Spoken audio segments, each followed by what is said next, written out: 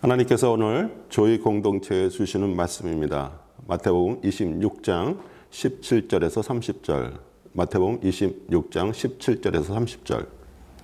무교절의 첫날에 제자들이 예수께 나와서 가로되 유월절 잡수실 것을 우리가 어디서 예배하기를 원하시나이까?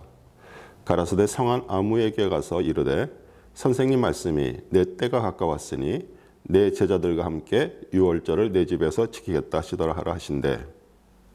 제자들이 예수의 시키신 대로 하여 유월절을 예비하였더라. 저물 때 예수께서 12제자와 함께 앉으셨더니 저희가 먹을 때 이르시되 내가 진실로 너희에게 이르노니 너희 중에 한 사람이 나를 팔리라 하시니 저희가 심히 근심하여 각각 여짜오되 주여 내니이까? 대답하여 가라사대 나와 함께 그릇에 손을 넣는 그가 나를 팔리라. 인자는 자기에게 대하여 기록된 대로 가거니와 인자를 파는 그 사람에게는 화가 있으리로다. 그 사람은 차라리 나지 아니하였다면 제게 좋을 뻔하였느니라. 예수를 파는 유다가 대답하여 가로되 랍비여 내니이까? 대답하시되 내가 말하였도다 하시니라. 저희가 먹을 때 예수께서 떡을 가지사 축복하시고 떼어 제자들을 주시며 가라사대 받아 먹으라 이것이 내 몸이니라 하시고 또 잔을 가지사 사례하시고 저희에게 주시며 가라사대 너희가 다 이것을 마시라. 이것은 제 삶을 얻게 하려고 많은 사람을 위하여 흘리는 바 나의 피 곧 언약의 피니라. 그러나 너희에게 이르노니 내가 포도나무에서 난 것을 이제부터 내 아버지의 나라에서 새 것으로 너희와 함께 마시는 날까지 마시지 아니하리라 하시니라. 이에 저희가 찬미하고 감난산으로 나아가니라. 아멘. 저는 오늘 본문 말씀을 가지고 영원히 변치 않을 소금 언약이라는 제목으로 말씀을 증거하겠습니다. 예수님이 제자들과 최후의 만찬을 어떻게 했을까요? 우리가 상상을 해보지만 레오나르도 다빈치가 그린 그 최후의 만찬 그 명화를 보면 그 당시 제자들의 그 놀랍고 황당한 마음과 표정을 조금이라도 알 수가 있습니다. 그림을 자세히 보면 성질급한 베드로가 칼을 들고 흥분하면서 손에 돈주머니를 들고 있던 가룟 유다를 이렇게 밀어 그 앞에 놓여있던 그 소금통이 엎어져서 식탁에 소금이 흩어져서 반짝반짝 빛나고 있습니다. 우리가 성찬식에서 빵을 찢어 나눠 먹고 포도주 잔을 받아 마시는 것은 그 예수님의 그 죽으심과 하나가 되는 것을 기념하고요. 또 삶 속에 우리의 정과 욕심이 그 자아가 죽기를 그리스도께 약속하는 것입니다. 그것은 정말 소금같이 영원히 변치 않는 언약이죠. 우리 가룟 유다는 열심당원으로 그 예수님이 그 행하시는 그런 엄청난 기적을 이용해서 로마 제국의 억압으로부터 해방될 것을 기대했습니다. 그러나 사역 말기에 제자들에게 자신이 그 대제사장들과 유대인들에게 고난을 받고 죽으실 것을 밝히 말하자 요한복음 13장 2절에 마귀가 벌써 시몬의 아들 가롯 유다의 마음에 예수를 팔려는 생각을 넣었더니 이렇게 말씀하십니다. 예수님의 그 십자가 고난 주간을 앞두고요. 오늘 말씀을 통해서 가룟 유다처럼 내가 원하는 것을 얻기 위해서 우리 예수 그리스도를 이용하고 있지는 않은지 한번 생각해보는 시간이 되기를 바랍니다. 우리 가룟 유다가 그 소금통을 쏟은 것처럼 주님과 맺은 그 소금 언약을 내팽개쳤지만 주님의 피로 여러분과 저를 구원하신 그 소금 언약은 2000년이 지난 지금도 동일하게 역사하고 있음을 기억하시기 바랍니다. 17절 무교절 첫날에 제자들이 예수께 나와서 가로되 유월절 잡수실 것을 우리가 어디서 예비하기를 원하시나이까? 유월절은 출애굽기 하기 전에 애굽에 내린 그 10가지 재앙 중에 마지막 재앙으로 유대인들이 살고 있는 집 그 문설주와 임방에 그 양의 피를 발라 죽음의 천사가 넘어가 살아난 것을 기념하는 절기로 그 애굽으로부터의 그 해방과 구원을 상징합니다. 제자들이 예수님께 그 유월절 잡수실 것을 어디서 예비하기를 원하시냐고 이렇게 물어보지만 그 예수님이 유월절 한 마리의 양으로 오셔서 죽으실 것을 알고 있는 제자가 한 명도 없었습니다. 침례 요한인 요한복음 1장 29절에 이튿날 요한이 예수께서 자기에게 나오심을 보고 이르되 보라 세상 죄를 지고 가는 하나님의 어린 양이로다. 이렇게 말했습니다. 죄를 지다에서 지다는 헬라어로 아이로인데요. 제거하다, 치워버리다, 죄를 속하다는 뜻으로 그 인류의 죄를 제거하기 위해서 유월절 양이 돼서 죽으시러 오셨습니다. 유월절 예수님이 제자들과 그 유월절 만찬을 가진 것은 자신의 그 찢겨진 빵과 쏟아진 포도주로 그 십자가에서 몸짓고 피를 흘리고 죽으심으로 인류의 죄를 사하실 것을 말씀하신 것이고요. 유월절에는 양을 잡아서 구워서 같이 식구가 같이 먹지만 최후의 만찬에는 오직 빵과 포도주만 있는 것은 예수님 자신이 유월절 양으로 오신 것을 보여주신 것입니다. 그리고 빵을 찢어 나눠 먹고 포도주를 같이 마심으로 그 주님과 한 몸을 이루어 성령을 받고요. 앞으로 닥칠 그 환난을 정말 제자들이 담대하게 이겨 나가기를 원하셨습니다. 18절 19절 가라사대 성한 아무에게 가서 이르되 선생님 말씀이 내 때가 가까웠으니 내 제자들과 함께 유월절을 내 집에서 지키겠다 하시더라 하라 하신대 제자들이 예수의 시키신 대로 유월절을 예비하였더라. 유월절 식사를 예비할 장소에 대해서 누가복음 22장 10절에 이르시되 보라 너희가 성내로 들어가면 물 한 동이를 가지고 가는 사람을 만나리니 그가 들어가는 집을 따라 들어가서 이렇게 말씀하십니다. 우리 물동이는 보통 여자들이 우물에서 물을 떠서 머리에 지고 가는데 여기서 사람은 남자를 말하고요. 그래서 제자들의 눈에 쉽게 발견돼서 그 유월절 식사할 장소를 아주 바로 준비했습니다. 남자 여자 상관없이 우리는 머리에 물이 담겨 있는 물동을 지고 가는 것처럼 우리는 인생을 살아갑니다. 가나 혼인잔치에서 종들이 그 마리아가 시키는 대로 물을 가득 담아 그 예수님께 가져가서 정말 평범한 물이 극상품 포도주로 바뀐 것처럼 우리는 예수님을 구원자로 왕으로 받아들여 정말 물같이 별 볼 일 없던 인생들이 귀하게 쓰임받는 포도주 인생으로 감사하게 바뀌었음을 믿으시기 바랍니다. 이제 우리는 주님과 같이 이제 남을 위해서 찢어진 빵과 쏟아진 포도주가 돼서 생명 살리는 일에 동참할 수 있게 되었음을 믿으시기 바랍니다. 21절 22절 저희가 먹을 때 이르시되 내가 진실로 너희에게 이르노니 너희 중에 한 사람이 나를 팔리라 하시니 저희가 심히 근심하여 각각 여쭤오되 주여 내니이까? 이 부분이 우리 최후의 만찬 그림에 그려진 장면인데 예수님이 12제자 중에 자신을 팔 사람이 있다고 말하자 모두 황당해하면서 놀라고 있습니다. 우리 팔리라 헬라로 파라디도미는요 배신하다, 넘겨주다 그런 뜻으로 3년 반 동안 예수님을 따라다니면서 제사장들과 그 바리새인들에게 그 스승이신 예수님이 정말 많은 핍박과 죽으려는 그런 계교를 표해왔는데 아니 제자 중에 한 명이 배신하고 그들에게 넘겨준다는 말을 듣고 각자 자신은 아니라고 말합니다. 23절 대답하여 가라사대 나와 함께 그릇에 손을 넣는 그가 나를 팔리라.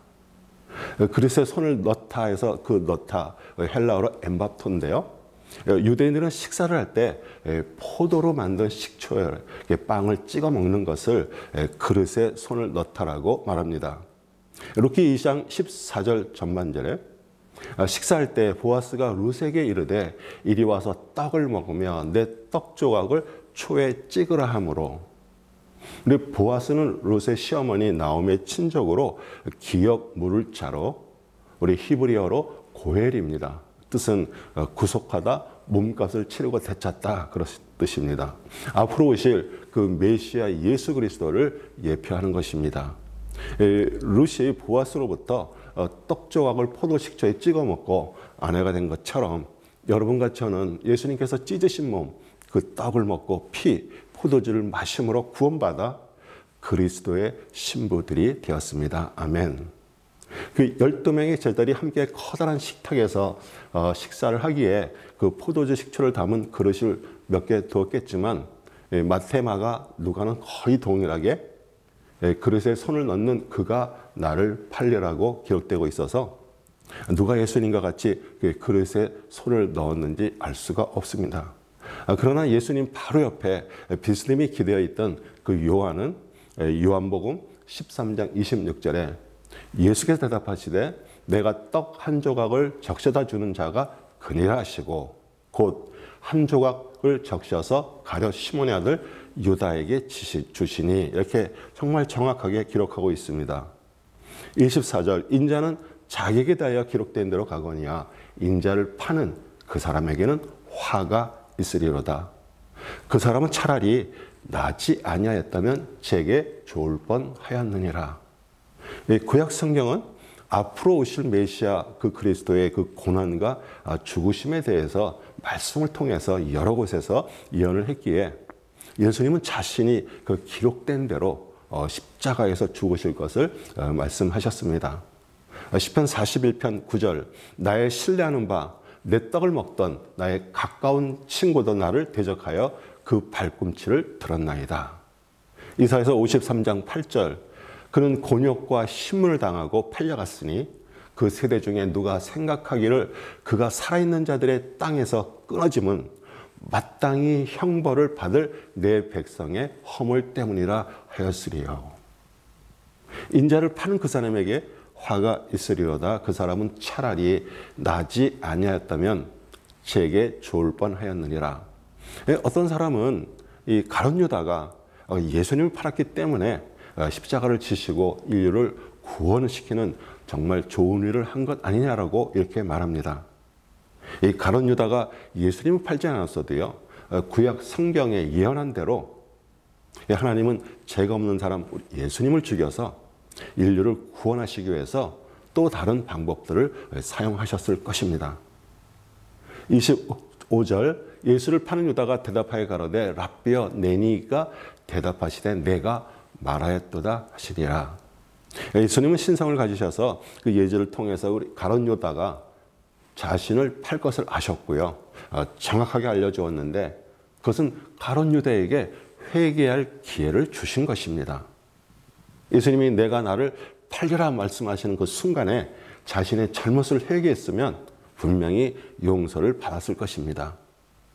예수님이 대제사장 가야바의 그 집들에서 신분을 받을 때 베드로가 그 요한의 도움으로 집 안에 따라 들어가서 그 하녀들과 종들이 너도 예수님의 제자라고 너의 그 목소리가 갈릴리 당이라고 말하자 정말 잡힐 것이 두려워서 예수님을 모른다고 저주까지 했습니다. 그래서 가룟 유다 베드로 똑같이 예수님의 제자로서 돌이킬 수 없는 죄를 지었지만 베드로는 자신의 연약함에 마음을 찢으며 통곡하고요. 회개를 하였고요. 우리 가룟 유다는 하지 않았습니다. 왜 이렇게 두 사람이 다른 길로 갔을까요? 사람은 누가 자신의 주인이냐에 따라서 달라지는데 우리 가룟 유다는 자신의 신념의 종이 돼서 그 로마 제국으로부터 독립하는 것이 목표가 되었기에 거기에서 벗어날 수 없었고요. 후회는 하지만 완전히 돌아서는 회개는 할 수 없었습니다. 만약 여러분도 예수 그리스도가 주인이고 왕이 아니라 정말 다른 것의 종이 되어 있다면 그것에 속박돼서 풀려날 수 없습니다. 사단은 우리에게 계속해도 괜찮아. 어쨌든지 내가 마음만 먹으면 그만할 수 있고 그 버릇 버릴 수 있을 거야. 이렇게 속삭이지만 벌써 그것에 철저하게 종이 돼서 벗어날 수가 없습니다. 로마서 6장 16절 전반절 너희 자신을 종으로 내주어 누구에게 순종하든지 그 순종받는 자의 종이 되는 줄을 너희가 알지 못하느냐. 여러분이 그 속박된 것에서 풀려나는 방법은요. 주님께 기도하면서 솔직하게 묶여있는 곳, 그 포로된 것을 인정하고요.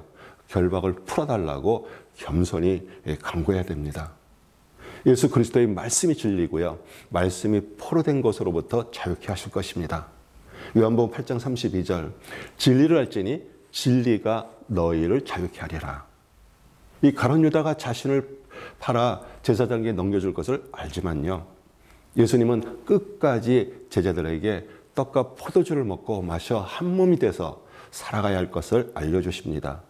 26절 저희가 먹을 때 예수께서 떡을 가지사 축복하시고 떼어 제자들에게 주시며 가라사대 받아 먹으라. 이것이 내 몸이니라 하시고, 요한복음 6장 51절, 나는 하늘에서 내려온 살아있는 떡이니 사람이 이 떡을 먹으면 영생하리라. 내가 줄 떡은 곧 세상의 생명을 위한 내 살이니라 하시니라. 아멘. 이 하늘에서 내려온 그 살아있는 떡은요, 말씀이 육신에 입고 오신 그 예수님의 말씀이고요, 세상에서 태어나 죽음으로 가는 인생들에게 주실 새 생명을 말합니다. 그러므로 여러분이 정말 말씀을 생명처럼 먹지 않으면 우리는 교회를 다녀도요, 주님과 하나가 될 수 없기에 그냥 겉으로 따라하는 그 종교 생활만 하다가 인생이 끝나는 날 후회를 할 것입니다. 27절, 28절, 또 잔을 가지사 살해하시고 저희에게 주심에 가라사대 너희가 다 이것을 마시라. 이것은 제 삶을 얻게 하려고 많은 사람을 위하여 흘리는 바 나의 피, 곧 언약의 피니라. 그 십자가에서 흘리신 피는요, 우리에게 생명을 주는 언약의 피면서 소금 언약입니다. 아이가 자라는 그 엄마의 뱃속의 양수는 바닷물과 같은 그 소금의 함량을 가지고 있고요, 소금이 그 혈액의 산성화를 막아주고요, 신진대사를 촉진해 줍니다. 사람의 몸에 그 암이 생기는 곳에 이름을 붙이는데, 우리 이빨이 생기면 치압입니다. 또 혓바닥에 생기면 혐이에요. 그러나 심장 그 염통에는 암이 생기지 않습니다. 만약 여러분이 예수님의 그 피의 언약으로 구원을 받았다면 다윗의 자손 예수 그리스도와 소금 언약을 맺은 것입니다. 역대하 13장 5절, 이스라엘 하나님 여호와께서 소금 언약으로 이스라엘 나라를 영원히 다윗과 그의 자손에게 주신 것을 너희가 알 것이 아니냐. 이 소금이 생명을 유지시켜 주는 것처럼 여러분과 저의 신앙에 그 소금 언약인 그리스도의 말씀이 변질되지 않고요, 영원히 생명을 유지시켜 주실 것입니다. 29절 30절, 그러나 너희에게 이르노니 내가 포도나무에서 난 것을 이제부터 내 아버지의 나라에서 새 것으로 너희와 함께 마시는 날까지 마시지 아니하리라 하시니라. 이에 저희가 찬미하고 감난산으로 나아가니라. 내 아버지의 나라, 그 천국에서 제자들과 함께 마시는 날까지 그 마시지 않겠다는 뜻은 이제 곧 죽으실 것이라는 말씀으로 그 감람산 옆에 있는 그 겟세마네 동산에서 체포되실 것을 아셨습니다. 우리 감람산은 올리브 나무가 많고요, 우리 겟세마네는 그 올리브 기름을 짜는 틀이라는 뜻으로 인성을 가지신 예수님이 고통하시면서 제자들과 마지막 기도하신 곳입니다. 누가복음 22장 44절에서 46절, 예수께서 힘쓰고 애써 더욱 간절히 기도하시니 땀이 땅에 떨어지는 핏방울 같이 되더라.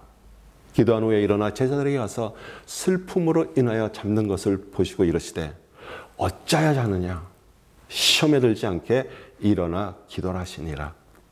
제자들은 예수님을 따라다니면서 정말 한 자리 차지할 것이라는 그 희망이 물거품처럼 사라진 것에 대한 실망으로 인해서 지쳐 잠이 들었습니다. 마음은 원하지만 육신의 연약함으로 할 수 없었어요. 그러나 제자들도요, 성령 받아 정말 대단한 하나님의 사람이 된 것처럼 성령 받은 우리도 할 수 있음을 믿으시기 바랍니다. 우리 사랑하는 성도 여러분, 그 십자가 고난주간과 부활절을 앞두고 다시 한번 그 언약의 피로 제사함 받고 구원받게 하신 그 예수 그리스도께 감사하시기 바랍니다. 우리는 가룟 유다의 길을 따라가지 않지만 제자들처럼 그 연약함으로 실수도 하고요, 주님의 그 뜻과 길을 온전히 따르지 못할 때도 있고요, 또 깨어 기도하지 못할 때도 있음을 인정하시기 바랍니다. 그러나 그리스도의 영원히 번치 않는 그 소금 언약이 우리 안에 있음을 믿으시기 바랍니다. 말씀을 생명처럼 믿고 그 묵상하는 그 말씀 충만이 성령 충만이기에 분명 성령님을 통해서 주님이 하신 일보다 더 큰 일을 하실 것을 기대하시기 바랍니다. 여러분의 삶 속에서 그 소금 언약이 반짝반짝 빛나기를 우리 주 예수 그리스도의 이름으로 축원하며 기도합니다. 아멘.